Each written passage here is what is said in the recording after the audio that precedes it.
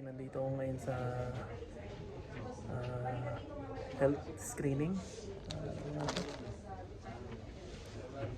Capital Health Screening. Magpapamedical na ako para sa aking visa. Napakaraming tao pero may number na ako. May ticket number na ako. So inihintay ko na lang yung tawag nila. So medical na ako, malapit na ako. Actually may visa na ako. Papamedical na para sa health insurance. Okay.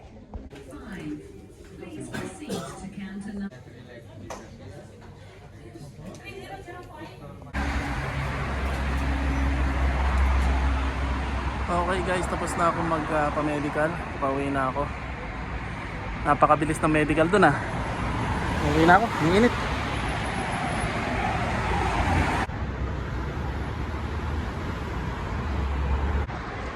Okay guys, pauwi na ako. Tapos na ako magpa-medical.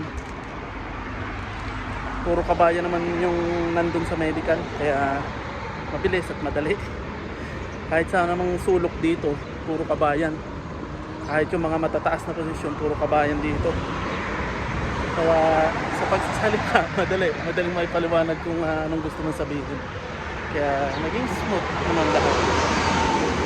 Buti na lang, magagaling yung mga Pilipino. Uwi na ako. Okay, yan yung building kung saan ako nagpa-medical. Doon lang sa gilid. So ngayon nag-aabang na ako ng bus pa uwi at uuwi muna ako at may dadalhin akong gamit sa trabaho and then diretso na ako sa trabaho.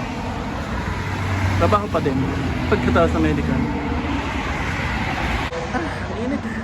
Sobrang napakainit na. Humid na dito sa UAE.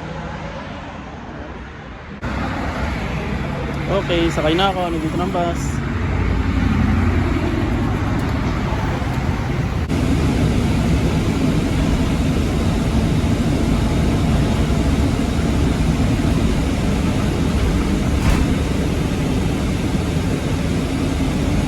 Okay, nakababa na ako sa bus ulit.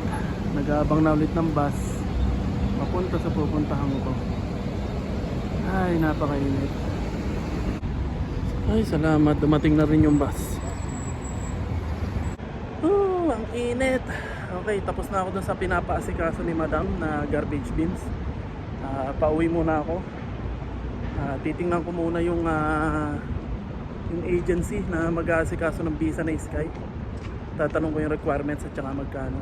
So punta muna ako doon sa agency para sa visa na Sky. And then kunin ko yung ibang gamit na para sa shop. At yun, diretso ko sa site, sa trabaho. Magkikita kami ni madam doon ng alas 3 hapon, mamaya. So yan. Kaya muna ako ng bus.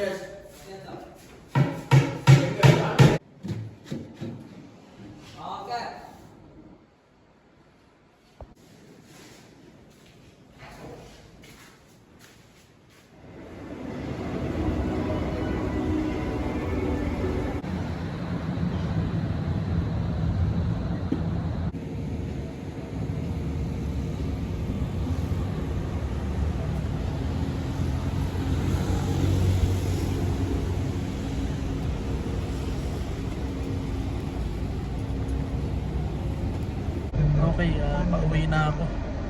Ginabi na naman ako galing sa trabaho. Bumili muna ako ng lamesa at saka upuan para sa mga staff. Bit-bit ko na naman pa bahay, tapos bahay hanggang trabaho bukas. So uwi muna ako, papahinga. Ginabi na naman ako sa trabaho. Ito, bumili ako ng lamesa at saka upuan. Folding lang kasi maliit lang yung pantry nila. Okay, nakarating din sa bahay. So paano, hanggang dito na lang. See you na lang ulit. Dito na ako sa bahay, magpapahinga na ako. Bye!